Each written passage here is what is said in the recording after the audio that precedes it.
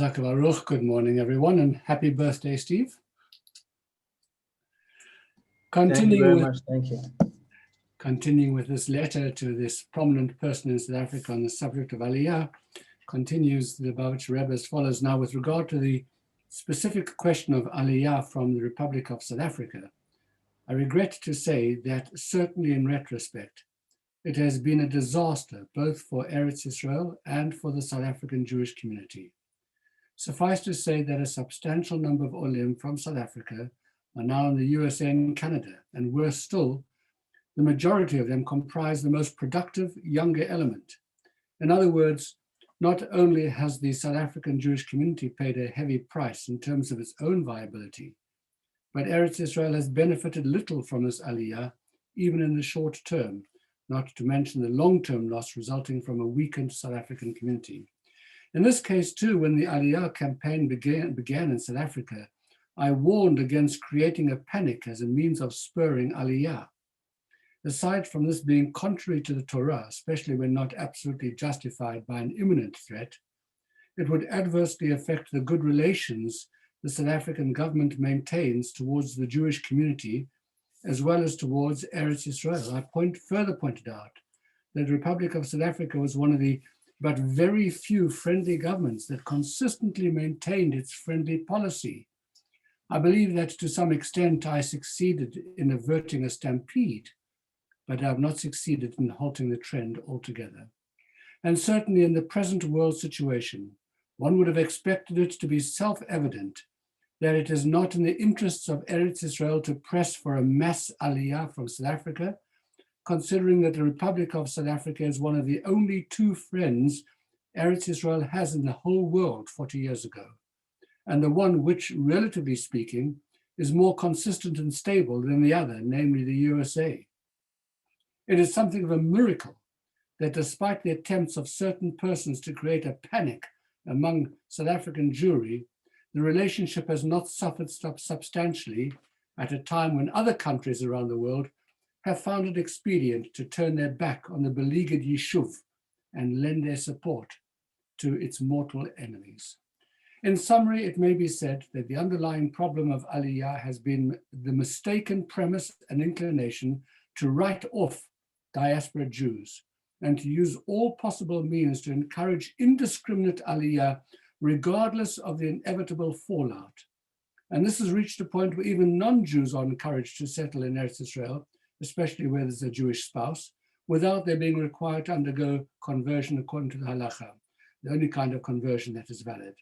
Under this ill-conceived policy of Aliyah at all costs, many a healthy and thriving Jewish community in the diaspora has been seriously weakened and in some cases destroyed by being despoiled of its leadership, despoiled of its leaders, religious and lay, and men of means and influence, who are not only the mainstays of their communities, but pillars of the support for Eretz Israel, and whose usefulness as such diminished or ceased when their role became that of Olim.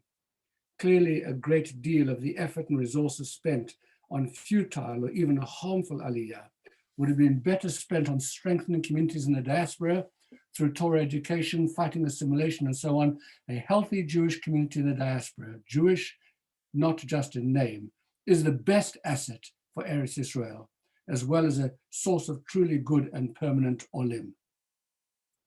So that is a very, very strong letter, and very counter the prevailing view, and a very clear-sighted, critical view of this Aliyah at all costs, this campaign in South Africa to stir up the fear factor, etc. Everybody's got to leave, etc. So, in conclusion, I'd like to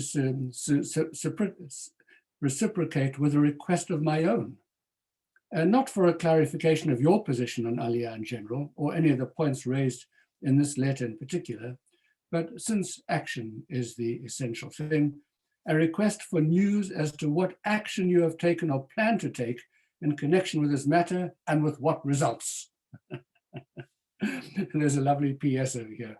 PS, inasmuch as certain sections of this letter ought to be treated with confidence, I trust you will use your discretion in sharing them only with appropriate persons for whom such material will serve a useful purpose.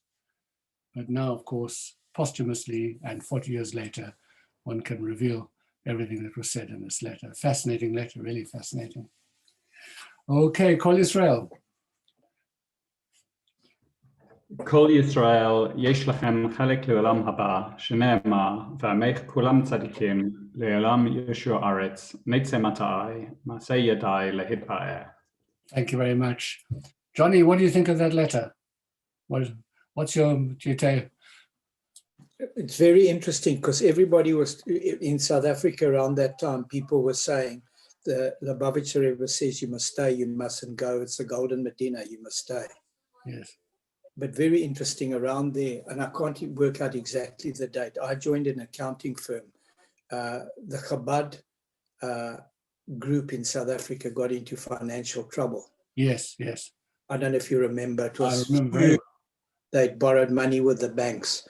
Yes. And the accounting firm I joined, the senior partner, non-Jewish person who had a lot of Jewish clients, had to sort it out and do all the compromises with the bank. And he helped the Rebbe and the group to sort it all out. So it just reminded me of it. It was very interesting. But yes, the message came back. You mustn't go, you must stay. The Rebbe said you must stay. Yes, yes. It was, interestingly enough, it was Rabbi Bernhard. That's right, yes. Who, when visiting the Rebbe, he was an American himself and was thinking of leaving the country, and he asked the Rebbe in a private interview as to whether South Africa would be okay. And the Rebbe was very, very adamant. And apparently said in the strongest terms, yes, yes, ad biat HaMashiach, until Mashiach arrives. And then he thought it wasn't a moment to revelatory moment. So he asked him, and what about Rhodesia? This was the early days, was still Rhodesia before it became Zimbabwe.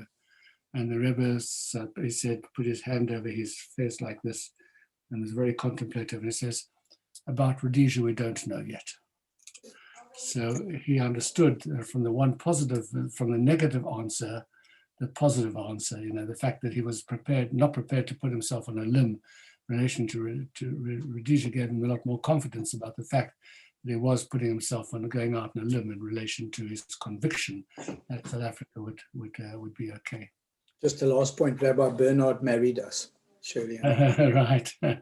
And me, Lindy and me as well. Right, at Oxford. We have that in common. Yeah. He didn't actually marry us. We married each other, but he officiated our marriage. Yeah. Oxford. Yeah. We got married in the garden of Lindy's home, right up on a hill overlooking Johannesburg. It was very spectacular. And amazingly, just I don't think I have it to hand. The home, Lindy's house had a flat roof, and the photographer went up on the roof to get a photograph of the chuppah, which was on a piece of grass down below. And it was an outdoor chuppah, and everybody was standing around, etc., on the grass. It was very unusual at that time to have we were the first wedding in South Africa, Chabad wedding with a mechitza. At any rate, he didn't notice it at the time, but when the photograph, it actually became a very famous photograph, was published in the newspapers, and Lindy and I still have a slightly more faded copy of it. But in those days, of course, you couldn't really see what you were photographing. You looked through a viewfinder, but you had no idea until the photograph was developed, what was going to come out. When this color photograph was developed, extraordinarily, there was a cone of light that came from the heavens. Oh, gosh. Came down just over the chuppah. You could actually see the divine Shekhinah in a physical form. It was the hair on the back of your neck when you saw that photograph stood up, that the camera had seen something which the eyes had missed. This cone of light over the chuppah. It was really a sense of the sanctity of what a chuppah is that we simply miss.